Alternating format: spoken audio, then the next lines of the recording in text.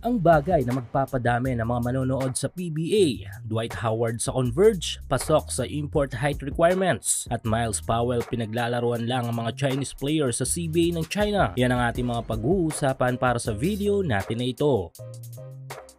Finally, kahapon ay dumating na ang huling dalawang reinforcement para sa ating team representative sa 33rd Dubai International Basketball Championship. Ito nga ay sina Dwight Howard at Gilas naturalized player na si Andre Blatche. Kung natatandaan ay nagkaroon ng konting problema sa kanilang flight patungong Pinas. However, ito lang at masayang-masaya ang dalawang former NBA player na makatapak sa baluarte ng isa sa mga bansa sa mundo na itinuturing na religion ng larong basketball. Even nga si Dre ay talagang namiss ang Pinas matapos ang halos 2 taong hindi pagbisita dito. Well, kumpleto na ang 4 na import ng strong group dahil nauna na nakaraan ang pagdating ni na Mackenzie Moore at Andre Robertson. Secure na rin ang ilang mga top college players natin para sa mga local positions. Ensayo na lang ang kulang para masulido ang mga plays para sa mga malalaro natin na tutungo sa Dubai. Sayang nga lang at hindi natuloy si Brownlee. Kabang-abang ang mga magiging laban ng SGA dahil sa sobrang solid ng lineup. Try to imagine 4 high caliber import plus meron pa tayong Olympic medalist consultant sa pagkatao ni Coach Brian Gurjan. Talagang seryoso na makakabawi sa team ng Al Riyadi ang strong group dahil sa pagkakalaglag nila sa atin last tournament with Nick Young. Malaking busang may bibigay ng tambalan ng dalawa sa mga mahusay na sentro noon sa NBA na si Howard at Dre. Pero maliban sa pagpapalakas ng strong group ay may bagay na magagawa din si Dwight Howard upang muling manumbalik ang interes ng mga manonood sa ating pambansang liga na PBA. Ito nga yung paglalaro nito bilang isang import. Kung natatandaan ay nagawa na ni Howard ito noong lumaro siya sa Taiwan. Iba din kasi talaga ang karisma sa mga fans ng 8-time NBA All-Star. Kung iisiping mabuti ay pasok si Howard sa mga basic requirements ng PBA pagdating sa import. Ito nga yung height dahil sa 6'9"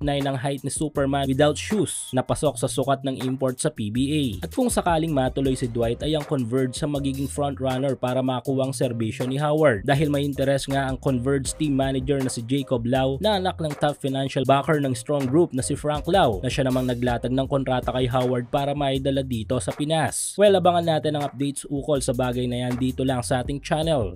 Samantala, another monster figures na naman ang ginawa ng former PBA import na si Myles Powell sa CBA ng China sa kanilang huling laro. Kumanalang naman kasi ng triple-double figures ang 6'2" Pirates product kontra dito sa kupunan ng Lions, scoring 40 points, 13 rebounds at 10 assists. Grabe talaga ang ipinapakitang performance ni Powell sa China at tila ginagawa lamang laruan ng mga Chinese players. Ito tating panoorin ang highlights ng performance ni Myles Powell sa laban na ito.